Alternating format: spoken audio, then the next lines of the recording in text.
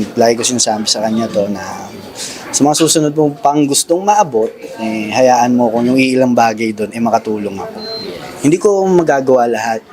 Pero yung ilang bagay may ipapangako ko na makakatulong ako.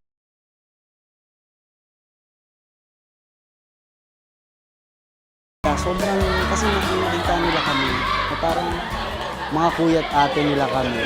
Tapos bukas yung mga kamay nila para yakapin kami.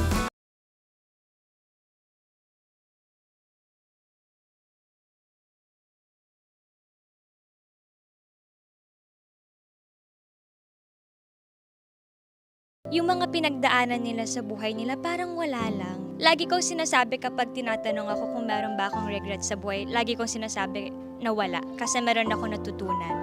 Pero I guess meron pala. Nire-regret ko yung mga moment na nagiging mareklamo ako, na nahihirapan na ako. Kasi parang doon ko na-realize na anong right ko para magreklamo. Tapos sila, mas grabe pinagdaanan nila sa akin pero lagi silang grateful, lagi silang nagpapasalamat.